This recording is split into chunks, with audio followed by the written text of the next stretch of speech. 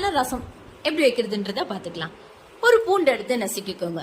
Mixie ஜாரில் அந்த ஒரு பூண்டு ஃபுல்லாக போட்டுக்கோங்க. 2 பச்சை மிளகாய், கொஞ்சம் போல மிளகு, கொஞ்சம் ஜீரகத்தை கொஞ்சம் ஜாஸ்தியாக போட்டுக்கோங்க.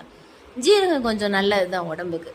2 தக்காளி, ஒரு தக்காளி மிக்சி ஜாரில் போட்டு நல்லா அரைச்சிக்கணும். அதுக்கப்புறம் பார்த்தீங்கன்னா எலுமிச்சம் பழத்தோடையும் கொஞ்சம் சின்னதான சைஸில் ஒரு புளி உருண்டையை எடுத்து ஊற வச்சுக்கோங்க. அதில் கொஞ்சம் மஞ்சள் பொடி, கொஞ்சோண்டு பெருங்காயம் போட்டு நல்லா ஒரு 1/4 மணி நேரம் ஊறட்டும். கொஞ்சம் கருவேப்பிலை பொருத்தமை போட்டு புளியை கரைச்சி திப்பிலாம் எடுக்க வேண்டாம், இந்த மாதிரியே இருக்கட்டும். நல்லா கரைங்க, ரொம்ப டேஸ்ட்டாக இருக்கும்.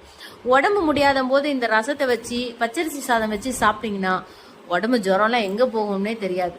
இந்த மிக்சி ஜாரில் அரைச்சி வச்சதை எடுத்து அதில் ஊற்றிடுங்க. கொஞ்சோண்டு கல் உப்பு போட்டு நல்லா கரைச்சதுக்கப்புறம் டேஸ்ட் பண்ணி பாருங்கள், உப்பு நம்ம சரியாக போட்டிருக்கோமா அப்படின்ட்டு.